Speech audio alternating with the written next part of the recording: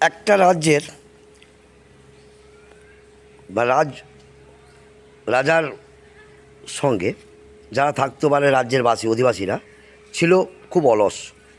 কোনো মতেই সেই রাজ্যের অধিবাসীদের কোনোভাবেই কাজে আগ্রহ করা যাচ্ছিল না। সেই জন্য রাজা একটা বুদ্ধি করলেন। সেই বুদ্ধিটা কি না, রাস্তার উপরে একটা পাথর দিয়ে রেখেছিলেন। দেখা যাক ও রাজার সেই বুদ্ধিটা কাজ করতে পারছে কিনা। আমরা দেখতে পাচ্ছি রাস্তা দিকে আসছে দুজন পথিক, পাথরে পা হোঁচট খেয়ে পড়ে গেল, কিন্তু তারা কিন্তু সে পাথরটাকে কোনো মতেই রাস্তা থেকে সরানোর চেষ্টা করলো না।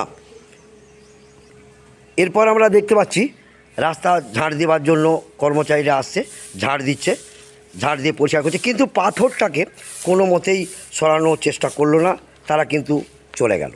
এরপর আমরা দেখতে পাচ্ছি দুজন চাষি ভাই আস্তে আস্তে আসছে, দেখি তারা পাথরটাকে সরাতে পারে কি না। তারাও হুঁচট খেয়ে পড়ে গেল, কিন্তু তারা কেউ চেষ্টাই করলো না, পাথরের দিকে তাকালোই না ঘুরে যে পাথরটা তুলব।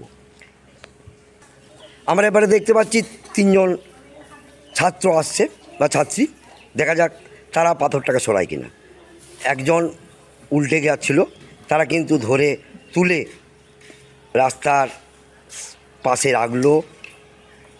রাখার পর কিন্তু তারা অবাক, তারা দেখছে যে এখানে একটা পুঁটলি পড়ে আছে।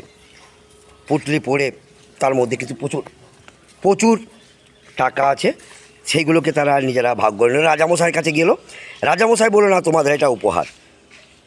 তারপর থেকে দেখা গেল রাজ্যের সবাই বিরাট পরিশ্রমী হয়ে উঠল।